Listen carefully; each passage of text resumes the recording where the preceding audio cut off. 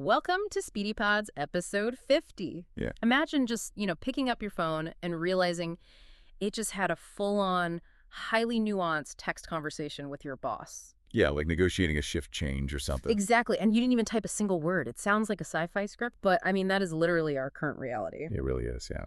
So today we have a massive stack of sources to get through. We've got a brand new Pew Research study, some recent Q2 tech earnings reports, and some pretty alarming internal cybersecurity memos. Right. There's a lot to unpack. Yeah, so our mission today is to look at how AI is rapidly shifting from this distant tool floating up in the cloud into a hyper-local force living right in your pocket. And we are going to explore how that shift is setting off some intense security alarms and, frankly, draining physical resources in ways you might not expect. Yeah, the shift from the cloud to your pocket is moving incredibly fast. Yeah. To give you a sense of scale on how much AI is already permeating our lives, that new Pew Research study has this staggering stat. Oh, yeah, this one blew my mind. Right. It shows that 35% of all web pages published since November 2022 show signs of AI authorship. 35%? That is insane. It really is. AI is literally generating the fabric of the internet you read every single day. And, it's getting deeply personal, too. Right, which brings us to the messaging stuff. Exactly. ChatGPT just launched this Apple Messages plugin that doesn't just sit there waiting for a prompt anymore.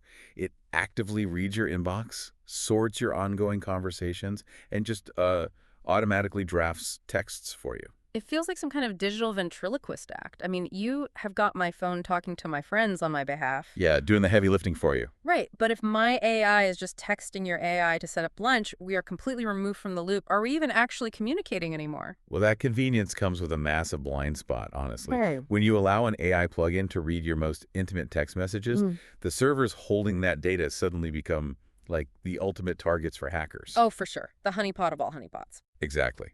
The security stakes are completely unprecedented right now. Yeah. The internal memos we reviewed show that OpenAI actually had to pause their largest frontier training run recently after a cyber breach. Wait, I want to clarify that term for anyone listening. A frontier training run. That is essentially the massively complex computer-heavy process of teaching and building their next-generation, most powerful model. Right. Precisely. It is essentially their crown jewel in development. So to protect it after this breach, they had to implement a strict, real-time, 30-minute alert monitoring protocol just to lock their systems down. Wow, a 30-minute window. Yeah, and the vulnerability is not just isolated to them either. Look at Anthropic's Q2 2026 earnings report. They just posted an astounding $11.5 billion in revenue. Right, billion with a B. Yes, they swung to a profit and are vastly outpacing OpenAI's financial growth right now. But didn't Anthropic also just put out a warning about their own tech? I mean, buried in those same reports. They did, yeah. Yeah. They quietly raised their model misalignment risk level from very low to low, and this was due to recent cybersecurity incidents. Okay, and model misalignment essentially means what? The AI stops following human instructions and starts ignoring its safety guardrails. Exactly that, yes. Okay, stop right there because this makes no sense to me. Anthropic makes $11.5 billion, which means rapid, massive public adoption. Right. But they are simultaneously admitting the risk of their AI going rogue or being compromised is going up. I mean, if the architects building these systems are literally pulling the fire alarm on their own models, shouldn't we be extremely hesitant to blindly hook these things up to our private, unfiltered text messages? I mean, you are hitting on the central paradox of this technology. We're so eagerly trading our privacy for convenience at the exact moment the developers are putting caution tape. Yeah, it is a huge disconnect. It is. And that friction is not just digital, it is hitting the physical grid. Yep. AI data centers don't operate like normal web servers, We need a lot more juice. Exactly. They are running complex, heavy math 24/7, which requires continuous massive cooling systems that demands constant baseload power. Right. And solar and wind can't always provide that nonstop flow. Exactly. So the grid is being forced to burn way more natural gas.